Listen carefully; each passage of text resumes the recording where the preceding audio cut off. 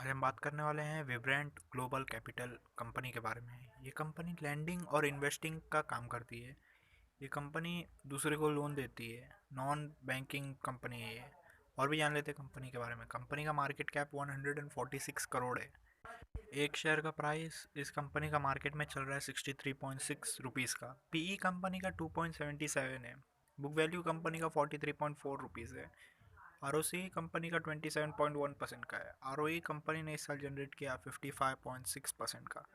डेब्ट to equity बहुत कम है कंपनी का, 0.8 है डेब्ट to equity. Profit after tax company ने इस साल जनरेट किया 52.7 करोड़ का। अर्निंग पर शेयर कंपनी ने इस साल जनरेट किया 25.5 रुपीज़ का। कंपनी के ऊपर शॉर्ट और लॉन्ग टर्म डेब्ट दोनों मिला के 79.3 करोड़ रुपीज़ है। कंपनी के पास कैश और बैंक बैलेंस, जिसको हम लोग कैश इक्विवेलेंट बोलते हैं, कंपनी के पास कैश और कैश इक्विवेलेंट है 1.11 करोड़ का। कंपनी ने इस साल टोटल सेल्स करके दिखाया लगभग 189 करोड़ का। अपने मार्केट कैप से भी ज़्यादा कंपनी सेल्स करके दिखा रही है और अच्छा खासा आरओसी और आरओई जनरेट करके दिखा रही है। क्वार्टरली रिजल्ट जान लेते हैं कंपनी का। दिसंबर क्वार्टर में कंपनी ने सेल्स किया था 56.50 करोड़ का, जिसमें प्रॉफिट बिफोर टैक्स था 12.54 करोड़ का। प्रॉफिट आफ्टर टैक्स था 12.70 करोड़ का। अर्निंग पर शेयर था 5.54 रुपीज़ का। मार्च क्वार्टर में कंपनी ने सेल्स किया 60.73 करोड़ का, जिसमें प्रॉफिट बिफोर टैक्स रहा 15.47 करोड़ का। प्रॉफिट आफ्टर टैक्स रहा 15.92 करोड़ का। अर्निंग पर शेयर रहा 6.95 रुपीज़ का। जून क्वार्टर में कंपनी ने सेल्स करके दिखाया 77.01 करोड़ का। इसमें कंपनी ने प्रॉफिट बिफोर टैक्स जनरेट किया 23.30 करोड़ का। प्रॉफिट आफ्टर टैक्स जनरेट किया 20.56 करोड़ का। अर्निंग पर शेयर कंपनी ने जनरेट किया 8.98 रुपीज़ का। सितंबर क्वार्टर में कंपनी ने सेल्स करके दिखाया 71.78 करोड़ का, जिसमें प्रॉफिट बिफोर टैक्स रहा 10.14 करोड़ का। प्रॉफिट आफ्टर टैक्स रहा 9.24 करोड़ का। अर्निंग पर शेयर कंपनी ने अच्छा खासा जनरेट किया लगभग 4.03 रुपीज़ का। आगे चलते हैं और प्रॉफिट एंड लॉस स्टेटमेंट जान लेते हैं कंपनी का। 2018 में कंपनी ने सेल्स किया 314 करोड़ का, जिसमें प्रॉफिट बिफोर टैक्स रहा -0 करोड़ का।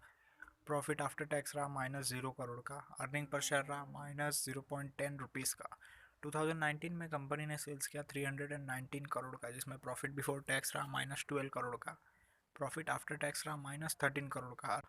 अर्निंग पर शेयर रहा -5.78 रुपीज़ का। 2020 में कंपनी ने सेल्स किया 199 करोड़ का, जिसमें प्रॉफिट बिफोर टैक्स रहा -26 करोड़ का। प्रॉफिट आफ्टर टैक्स रहा -24 करोड़ का। अर्निंग पर शेयर रहा -10.66 रुपीज़ का। 2021 में कंपनी ने सेल्स किया 189 करोड़ का, जिसमें प्रॉफिट बिफोर टैक्स रहा 35 करोड़ का। प्रॉफिट आफ्टर टैक्स रहा 35 करोड़ का। अर्निंग पर शेयर कंपनी ने अच्छा खासा जनरेट किया लगभग 15.27 रुपीज़ का। आप देख सकते हो कंपनी ने अच्छा खासा प्रॉफिट जनरेट किया पिछले साल से। अगर आप इस साल को कंपेयर करोगे, कंपनी ने अच्छा खासा अर्निंग पर शेयर जनरेट किया। प्रो जान लेते कंपनी का। कंपनी से एक्सपेक्टेशन है कि आने वाले क्वार्टरली रिजल्ट अच्छा खासा जनरेट करके दिखाएगी। कंपनी ने पिछले 5 साल में प्रॉफिट में ग्रोथ लाया है लगभग 208.08% का, वो भी कंपाउंडेड एनुअल ग्रोथ रेट के हिसाब से पिछले 5 साल में। रेशियो जान लेते कंपनी का। कंपाउंडेड सेल्स ग्रोथ रेशियो देख लेते हैं। पिछले 10 साल का एवरेज सेल्स ग्रोथ है 6% का। पिछले 5 साल का -9% है। पिछले 3 साल का -16% है। और आगे आने वाले साल का एस्टिमेट है कि कंपनी सेल्स में ग्रोथ लाएगी 104% का।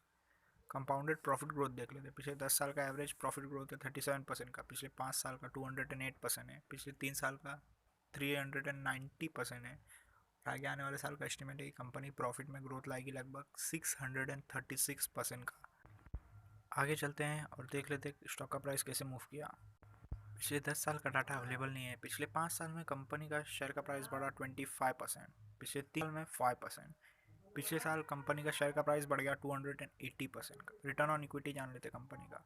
पिछले 10 साल का एवरेज रिटर्न ऑन इक्विटी है -2% का। पिछले 5 साल का -3% का। पिछले 3 साल का -6% का।